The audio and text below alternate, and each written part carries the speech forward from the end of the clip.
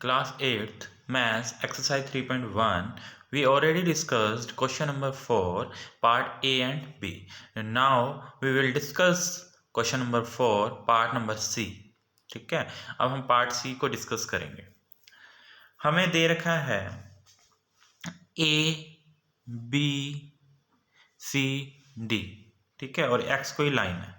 Firstly आपको एक बात याद रखनी है कि कोई भी एक स्ट्रेट लाइन हो उसके ऊपर कोई भी दो एंगल ऐसे बन रहे हैं, ठीक है, इस तरह की शेप के बन रहे हो, ठीक है।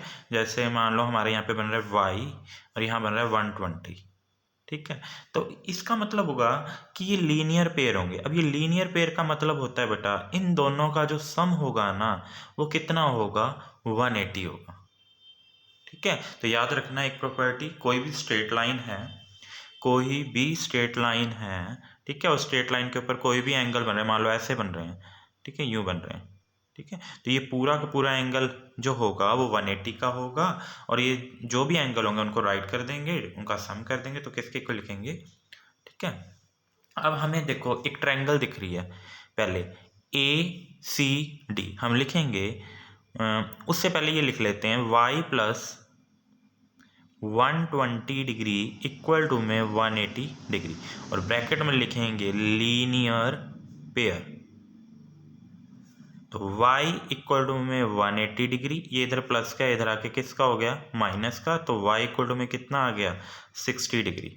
तो अब हमें y की जो वैल्यू है वो क्या मिल गई, 60 डिग्री, ठीक है। अब हमने फाइंड आउट करनी है क्या, ये वाले x की वैल्यू पहले फाइंड आउट करेंगे। अब हमें दिखता है, इसको भूल जाओ, नीचे वाले को, ऊपर वाली ट्रायंगल देखो ACD, तो हम चलेंगे इन ट्रायंगल ACD में, ठीक है।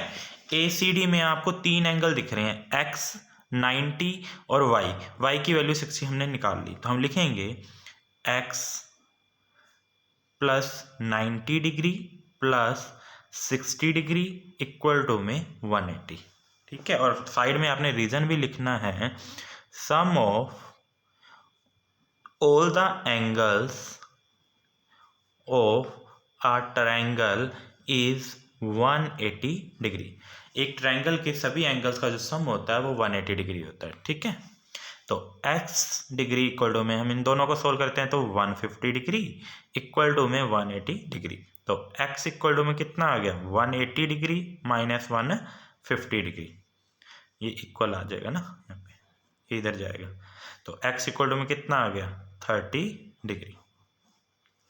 अब हमें x की वैल्यू भी मिल गई, ठीक है। अगर x यहाँ पे 30 डिग्री का है तो यहाँ पे भी x कितने डिग्री का होगा, 30 का। यहाँ अगर y 60 डिग्री का है तो यहाँ पे भी y कितने डिग्री का होगा, 60 डिग्री का होगा, ठीक है। अब हम कौन सी ट्रायंगल में, अब हमने z फाइंड आउट करना।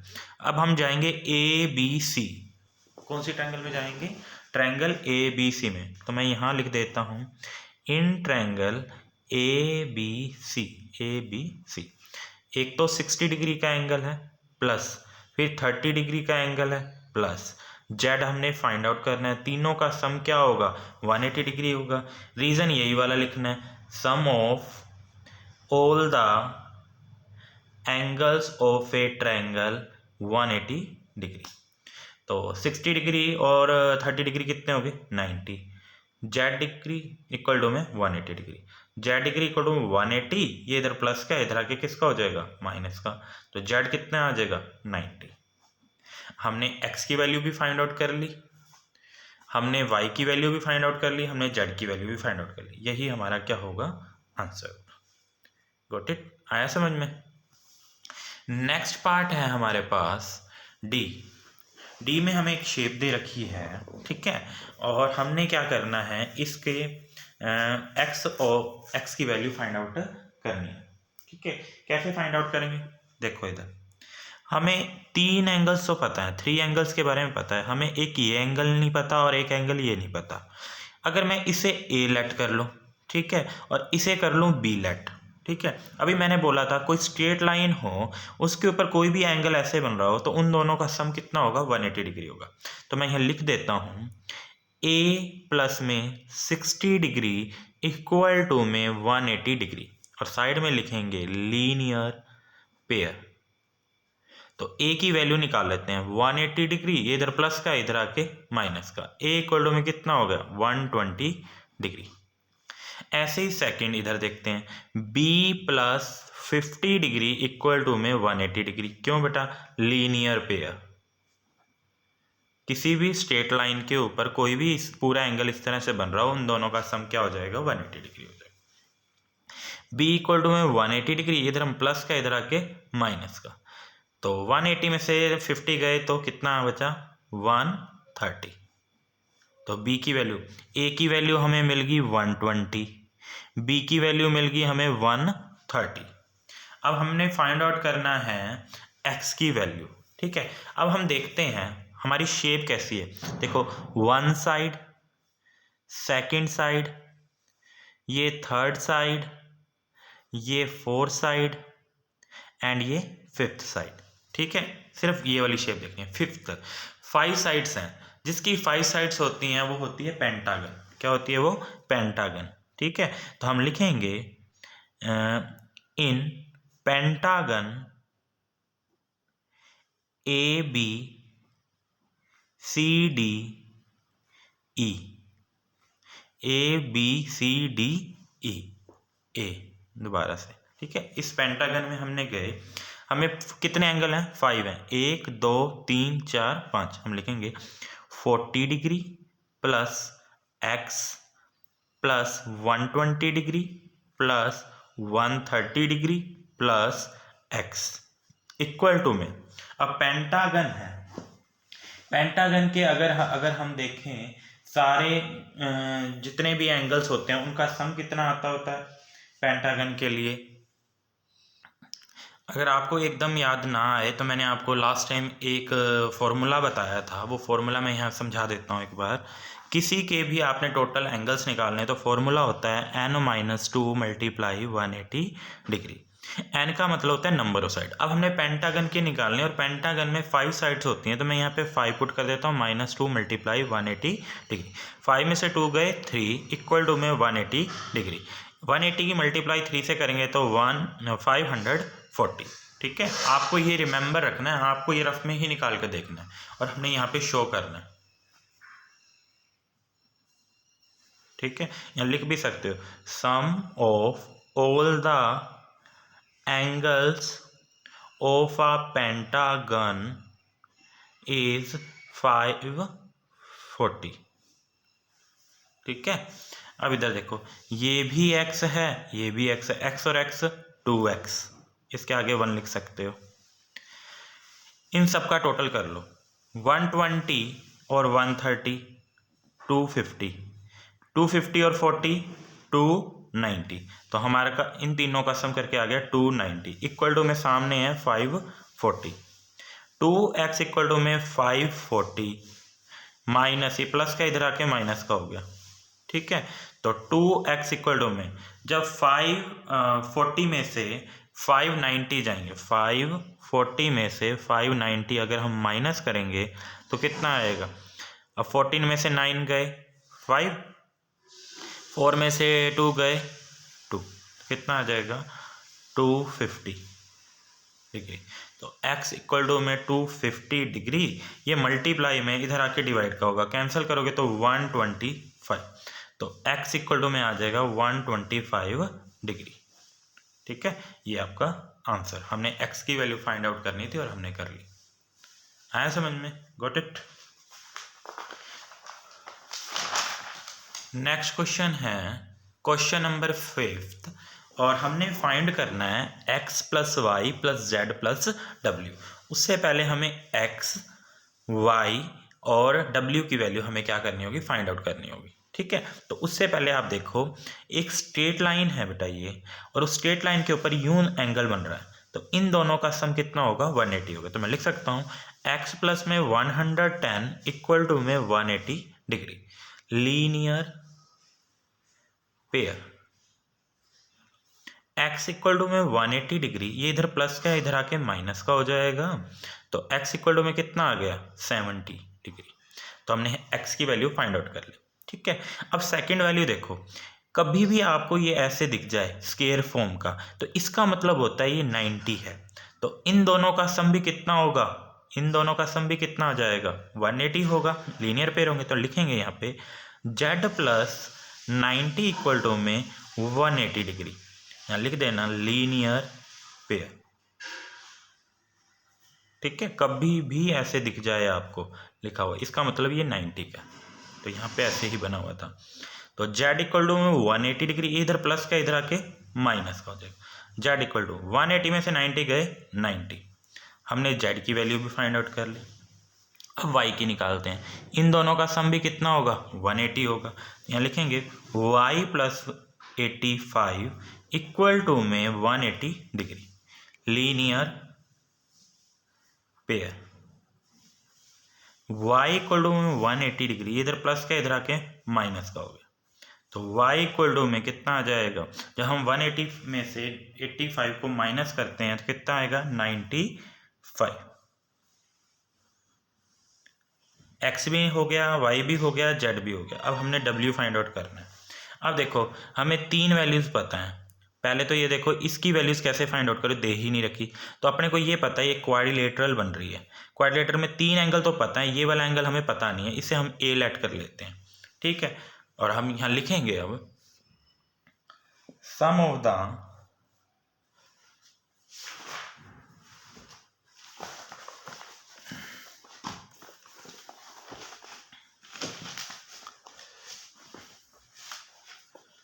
ये है, ठीक है, क्वाड्रिलेटर, इसको हमने a लेट कर लिया। तो अब लिखेंगे sum of all the angles of a quadrilateral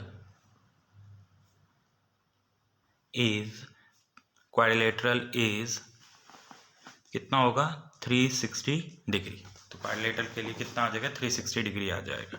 ठीक है, तो क्वाड्रिलेटरल के अंदर है क्या क्या, एक तो ये साइड है, ठीक है, एक ये साइड है, एक ये साइड है। अब एंगल देखो 110, एक तो 110 आ गया, एक 90 डिग्री है, एक 185 डिग्री है, और प्लस ये वाला ए हमने फाइंड आउट करना है, ए इक्वल टू में 360 डिग्री।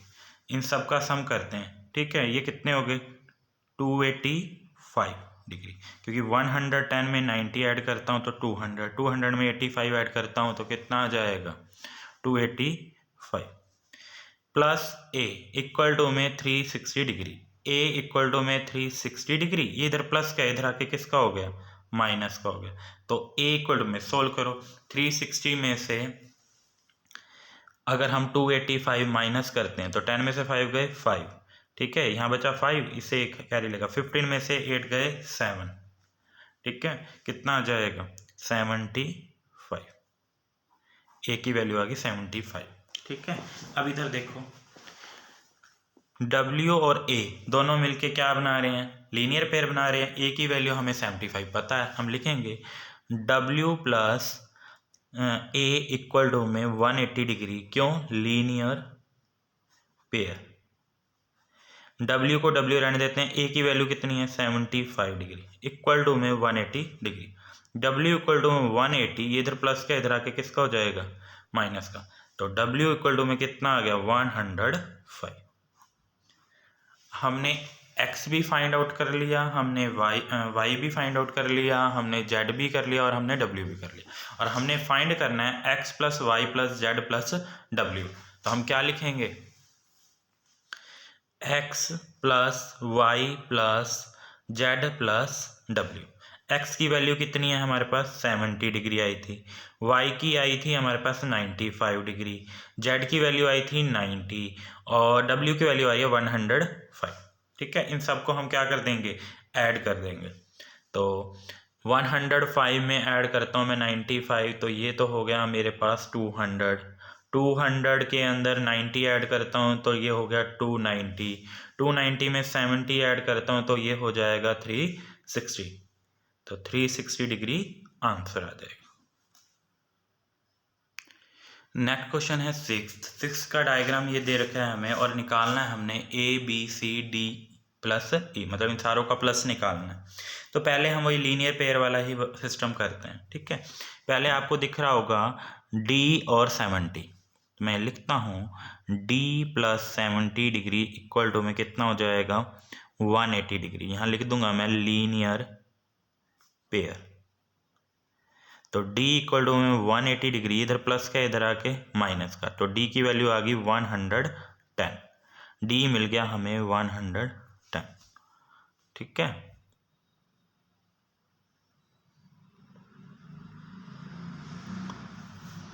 ये 90 का है,